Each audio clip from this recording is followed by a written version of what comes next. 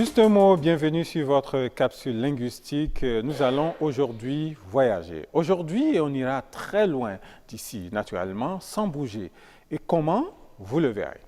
Voyager, c'est avant et après tout aller pour une destination donnée, se déplacer. Et la caractéristique ici, c'est que le déplacement concerne une destination plus ou moins éloignée du point de départ. Aller d'un point à un autre distant de quelques kilomètres ou dans la même ville ne donne pas le même sens. On se contentera bien sûr de dire tout simplement « je suis allé à tel ou tel endroit ». L'éloignement lui donne son caractère de voyage. Voyage vient de l'ancien français et lui-même du latin qui veut dire tout simplement « provision pour le voyage » ou « argent destiné au voyage ». L'autre étymologie probable, c'est bien sûr du latin simplement relatif au voyage et vous avez la racine qui signifie voie. Et on voit donc que voyage, c'est un déplacement par l'intermédiaire d'une voie.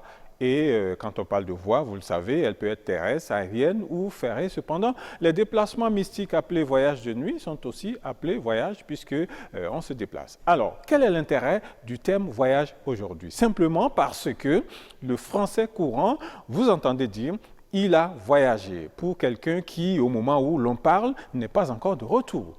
Lorsqu'on dit « j'ai voyagé », c'est qu'on a fini le parcours s'il est aller et retour.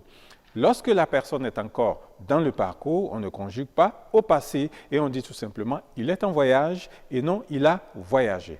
À son retour, on dira « il a voyagé ». Cependant, le voyage n'est pas forcément un aller et un retour. On entend d'ailleurs dire « voyage aller » ou « voyage retour ». Ce n'est pas un pléonasme, c'est tout simplement une précision, puisque quelqu'un qui quitte Cotonou, par exemple, ou Paris, et s'installe là-bas, a quand même effectué un voyage.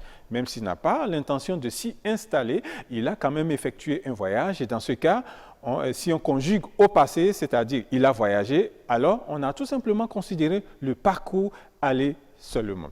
C'est un voyage aussi. Il a voyagé est un accomplissement parfait et on considère ce qu'il a déjà fini. Si c'est arrivé à Paris que vous dites qu'il a voyagé, ce qu'il a fini, c'est donc le parcours Cotonou-Paris.